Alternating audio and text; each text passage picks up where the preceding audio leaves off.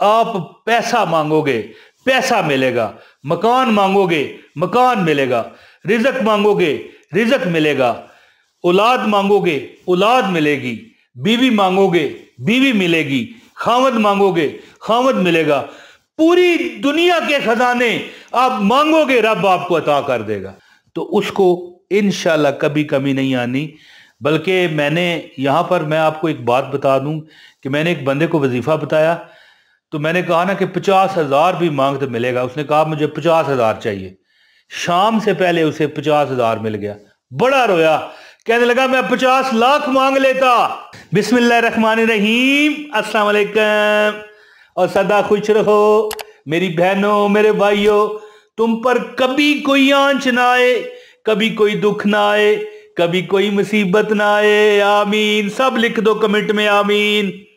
इंशाल्लाह ताला जी ये जो अमल मैं आपको बताऊंगा ना, बल्कि क्या बताऊंगा, लोग भी पता नहीं पक गए होंगे। हाँ, लोग जो हमारे रोज नए जुड़ते हैं हमारे साथ, उनको अमल तो नहीं ना पता होता। लोग भी पक चुके होंगे कि यार ये जो वजीफा बता रहे हैं ये तो हमने पहले इनसे कई बार सुना है, लेकिन ये वजीफा मैं आपको यकीन दिलाता हूं बिल्कुल नया है जी, बिल्कुल नया है। कि एक बार मैं अपने शहर से, देखें, अगर दो चीजें आपकी जेब में हो ना, तो मैं कहता हूं कि अगर 50 लाख भी आप मांगो ना तो अल्लाह आपको देगा। मैं अपना आपको वाकया बताता हूं कि एक बार मेरे पे ऐसा वक्त आया कि मैं दूसरे शहर में गया, यानी जहां पर मैं रहता हूं ना, अब दूसरा शहर कम अज कम मेरे शहर से 60 किलोमीटर दूर था। कितना? 60 किलोमीटर। और मेरी जेब में 1 रुपया भी नहीं था। इज्जत से गया, इज्जत से वापस आया। क्योंकि दो चीजें जो बंदा अपनी जेब में रखता है हमेशा, उसकी जिंदगी में कभी ना कमी आनी है ना परेशानी आनी है। मेरी बात आज मैं कहता हूं कि ये वीडियो पूरी देखकर लिख लो। जो बंदा दो चीजें अपनी जेब में रख लेगा, ना उसको जिंदगी में कभी कमी आएगी, ना पैसे की ना दौलत की। 50 लाख भी अगर वो मांगेगा तो उसको इंशाल्लाह कभी कमी नहीं आनी। बल्कि मैंने यहां पर मैं आपको एक बात बता दूं कि मैंने एक बंदे को वजीफा बताया, तो मैंने कहा ना कि 50,000 भी मांग तो मिलेगा। उसने कहा मुझे 50,000 चाहिए। शाम से पहले उसे 50,000 मिल गया। बड़ा रोया, कहने लगा मैं 50 लाख मांग लेता। तो अर्ज करने का पता क्या मतलब है कि मैं अपने शहर से 60 किलोमीटर दूर दूसरे शहर में गया और आते हुए मेरे पास पैसे नहीं थे, 1 रुपया भी नहीं था, 1 रुपया। बाइज्जत तरीके से बैठ के आया, बाइज्जत तरीके से, और किसी ने पैसे नहीं पूछे। मैं इतना आपको बताऊं, ये बरकतें होती हैं। एक अब ये नहीं होता कि अब मैंने अल्लाह से मांगा 50 लाख रुपया तो अल्लाह कहे ठीक है ये ले 50 लाख। नहीं, क्या पता आपको अल्लाह 2 करोड़ रुपए वाली प्रॉपर्टी दे दे, फिर बंदा कहे नगद तो नहीं मिले। तो ये फिर पता ही मैं किस तरह की क्यों बात करता हूं, क्योंकि लोग इस तरह की बचकाना सवाल कमेंट में कई लोग करते हैं। सारे लोग नहीं करते, कुछ लोग होते हैं। तो ये वो अमल है, देखें, सदके का ये अमल है। छोटा सा सदका है, छोटा सा सदका एक ऐसी दवाई है, एक ऐसी वो क्या कहते हैं ना, अक्सीर है। एक ऐसी अक्सीर है कि हर तकलीफ तुम्हारी खत्म हो जाती है। हत्ता के कहते हैं कि मौत का वक्त मुअय्यन है, मुकर्रर है? वो भी आगे पीछे हो जाता है थोड़ा सा। मैंने एक बार अपने वालिद साहब से पूछा ना, इस तरह हो जाता है? कहते हैं हो जाता है, लेकिन करना नहीं चाहिए कि सदका दे के हो सकता है अगला 5 मिनट ज्यादा जी ले, फिर क्या होगा? नसीबों में तो वो भी लिखा होगा ना उसके 5 मिनट ज्यादा होना, लेकिन जितना वो मतलब है कि ज़ाहिर है अब बंदे ने फौत होना है, 5 मिनट अगर लेट फौत होगा, रूह उसकी निकलेगी तो ज़्यादा तकलीफ उसे होगी। लिहाजा मेरे वालिद ने कहा इस तरह नहीं करना चाहिए। लेकिन चले मैंने मिसाल दी है। अब यहाँ पर कोई अल्लाह माफ़ करे, कोई ये तो नहीं किसी की 5 मिनट ज़िंदगी बढ़ानी है। मकसद ये है कि दो चीज़ें अपनी जेब में रख लो, कभी ज़िंदगी कमी नहीं आएगी, लेकिन अगर इस पर अमल करते रहे तो अब मेरे ख्याल ज़्यादा बात ना करते हुए अमल आपको बता देता हूँ। गुजारिश है इस वीडियो को लाइक कर दें, अगर चैनल पर नए हैं तो क्या करें, सब्सक्राइब करें, और एक कमेंट कीजिएगा जिसमें अपना नाम, शहर का नाम आप लिखा करें, ताकि अमल की आपको इजाज़त हो। और बेहतर होगा कि अगर ये भी लिख दिया करें कि मेरे लिए जो भी बंदा कमेंट पढ़े दुआ करे। यकीन करें किसी की भी दुआ लगते हुए देर नहीं लगती, याद रखिएगा। और जब किसी की दुआ लगती है ना, बंदे को रंग लग जाते हैं।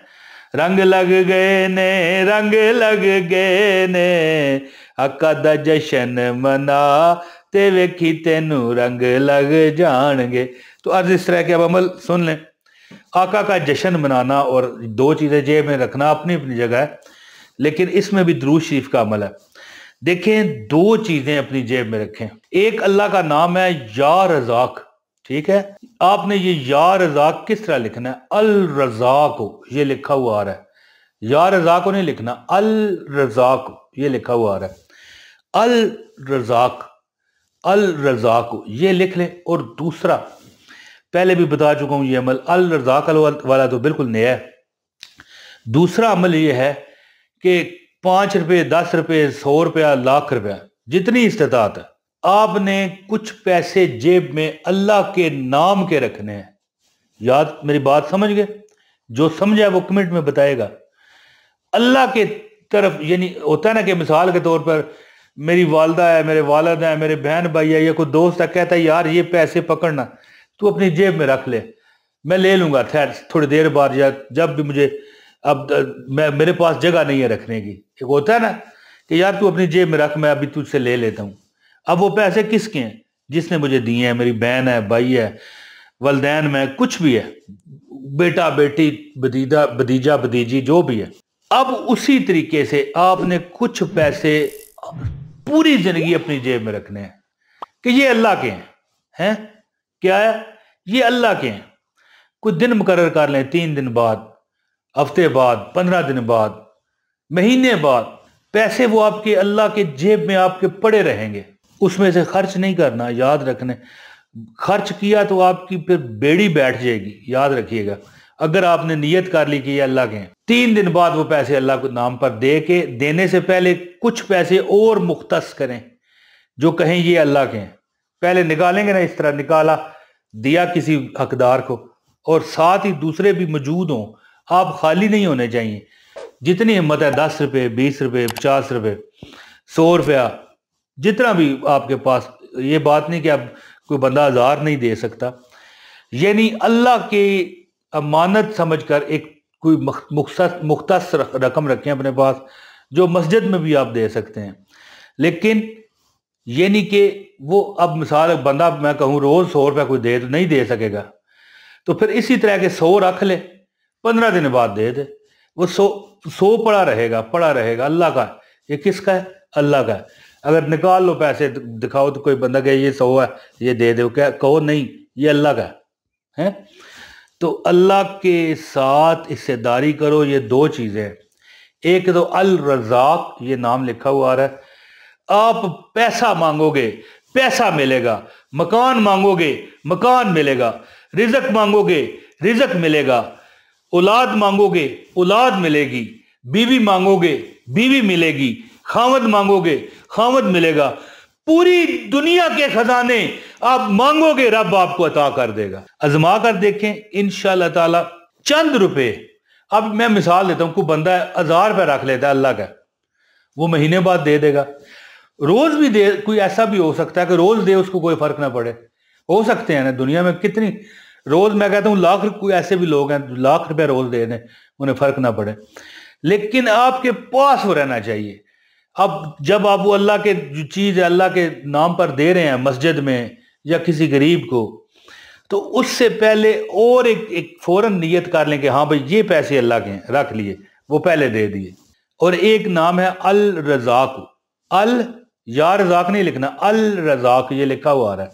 अल रज़ाक ये लिख करना, इसको प्लास्टिक कोटिंग होती है, एक जो शिनाख्ती कार्ड पर नहीं लोग चढ़वाते, प्लास्टिक का कवर चढ़ जाता है, ये लिख कर अपने पास रख लें बस।